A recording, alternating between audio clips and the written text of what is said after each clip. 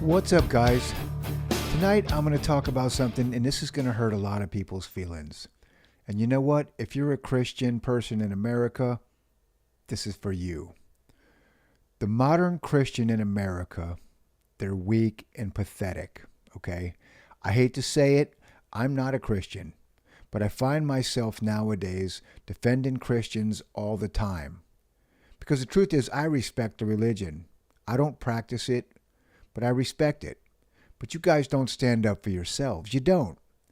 Now, I don't know if you heard of the story recently, this guy Tony Spell, he's the preacher out at the Tabernacle Church in Louisiana. This shocking fight doesn't have any audio because it was taken from a surveillance camera. It captures a brawl breaking out near the city of Central. Punches being thrown before both men fall to the ground. Investigators say one of the men throwing punches is well-known pastor Tony Spell of Life Tabernacle Church. Moments before those punches broke out, another video shows Spell charging at the man. The father of the alleged victim gave the WAFBI team this video with no sound. Spell was arrested shortly after the fight and charged with second-degree battery. Cameras were rolling as deputies took him into custody. Yeah, you see what happened? Yeah, that's a real man right there. That's a real preacher in my mind. I got respect for the guy. Now, I don't know all the details of what happened there, but it doesn't matter, okay? That's a man who will stand up for what he believes. And I love it, okay? I love it. Look, here's the deal. The Christians in America are the largest voting bloc in this country. But not only the largest voting bloc, the Christians have always been the gatekeepers of our culture, and probably more so than just the Christians, the pastors, okay? And they're weak. They've gotten weak and pathetic as well. They have. They're soft. You know, they're always telling you to ask God what to do and just pray about it. Well, that stuff's not working anymore. It's not, okay? You need to band together. You need to start thinking together. And that needs to be organized by these church leaders, okay? That's your job. If you're the leader of a church, you need to start organizing these people. They believe what you say.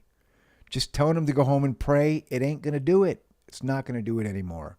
You guys got to get together and organize. If you do that, in one voting term, the Christians could really solve the cultural problems that we're having in America. You could. It's not that hard. I sit back and watch this stuff all the time, and I'm just like, I just don't understand. You know, I've got a good friend who's a pretty devout Christian. I talk to him about it sometimes, and he said he doesn't understand it either. You know, but you guys got to come together and start fighting back. This pastor in Louisiana, I love it. I love what he did. I hope he doesn't go on. I hope he doesn't go on TV and apologize for his behavior. He shouldn't. Okay? He's defending what he believes. Other religions do it. You guys should start doing it as well. Maybe people will leave you alone. Maybe they'll quit clowning you all the time. You know, you got the left in this country messing with you all the time because there's no fear.